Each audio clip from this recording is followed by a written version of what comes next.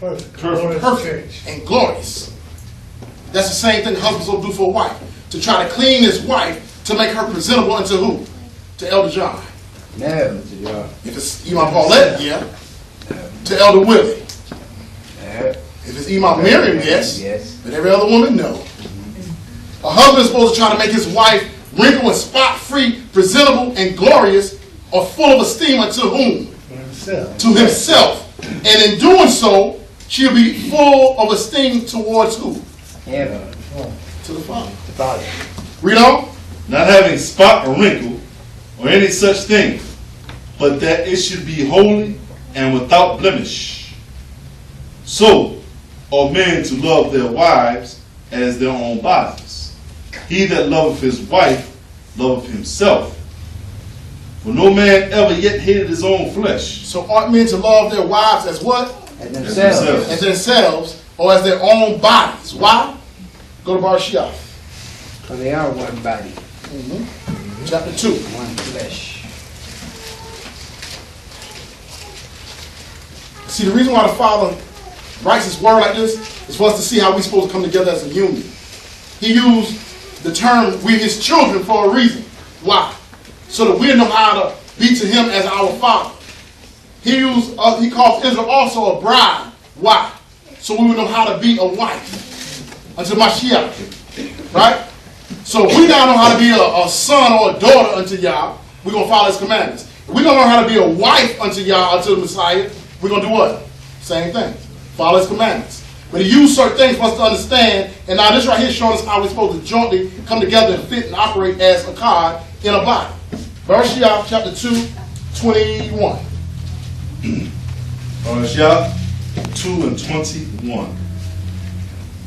And Yahweh Elohim caused a deep sleep to fall upon Adam, and he slept, and he took one of his ribs and closed up the flesh instead thereof. And the rib which the Most High Elohim had taken from man made he a woman, and brought her unto the man. And Adam said, This is now bone of my bones, flesh of my flesh. She shall be called woman, because she was taken out of man. Therefore shall a man leave his father and his mother, and shall cleave unto his wife, and they shall be one flesh. So Adam said, this is not bone of my bone, flesh of my flesh. Therefore shall a man leave his father and mother, and cleave unto his wife, and they shall twain be what? One. When we come together as an assembly, each one of us as individuals are supposed to come together and be what? One. Husband and wife are supposed to come together and be one. So now people can understand the relationship to the Father and the Son. You have some that want to make the Son the Father, but he's one, meaning he comes together, he's in union with the Father to do exactly what the Father commands him to do. And we as followers of the Messiah are supposed to do exactly what he commands us to do. And as a wife to a husband, she's supposed to do exactly what the husband commands her to do. And we as an assembly are supposed to do exactly what our Father Yah commands us to do. That's our purpose. That's our role. That's what we were created. He placed us there. And anything outside of the puzzle, if you're not in your place on the puzzle, the picture is not complete yet. You can't see the image of Yah until we get the picture complete. We have to put the puzzle together for it to become the picture so we can see it. So we can be that perfect model. So they're to be joined together and be one flesh. So it says a husband is supposed to love his wife as Mashiach loved and gave himself for the kahal to sanctify her, to make her spot or blemish free, glorious, and to love her as his own flesh. Why? Because from the very beginning, she was created to be his flesh. They are to be one.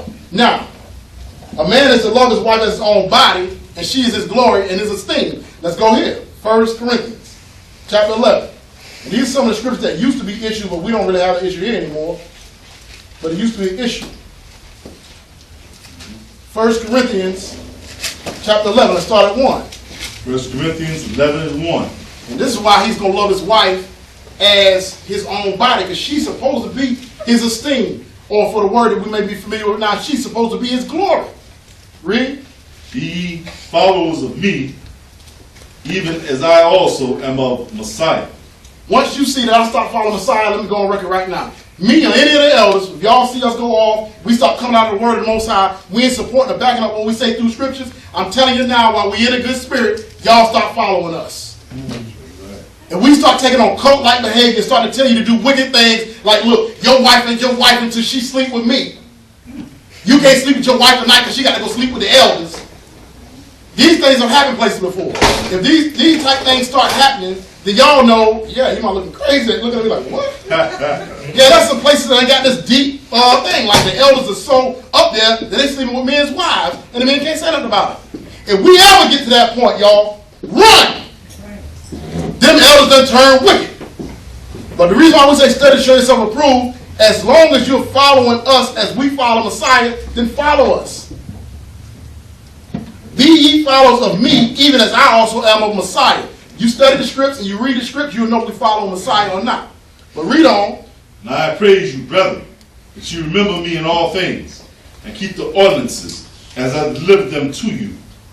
And I would have you know that the head of every man is Messiah. So if we all part of one body, it said, I will have you know these ordinances. The head of every man is who? Messiah. Is this woman. Messiah. It said it's woman. Messiah. Where are you reading from? Messiah. Oh. I might need to get another Bible. This is Queen James. But it says, but I will have you know that the head of every man is Messiah. Read on. And the head of the woman is the man. And the head of Messiah is the Most High. So what happened is this society has done twisted things to make it sound negative. But if we know that the Messiah is our head, he died for us. He gave his life for us. And he said that's the same way a husband is supposed to love his wife, and he's the head of the wife. Why does that seem to be negative in today's world? Why does it sound like, well, the man is the head, that's negative, and he ain't my head? What is so negative about that? If the head is following Messiah, Messiah gave his life for the body, the Messiah is the head of the man have no problem submitting to Messiah, but yet you still have a problem submitting to the man. What's the problem?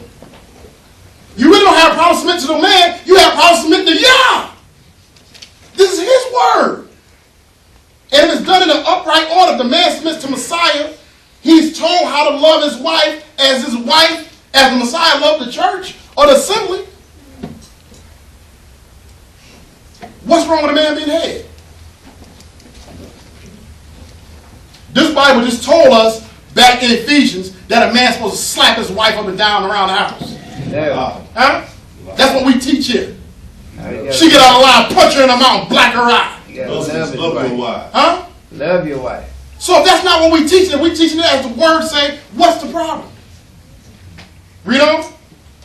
Every man praying or prophesying, having his head covered, dishonoreth his head. So, every man praying or prophesying, having his head covered, dishonoreth his head. Who is the man's head? Yeah. So if the Messiah is the man's head, and we cover our heads when we pray or prophesying, who are we dishonoring? We dishonor Mashiach. We part of one body. Messiah is the head of the body. Read on.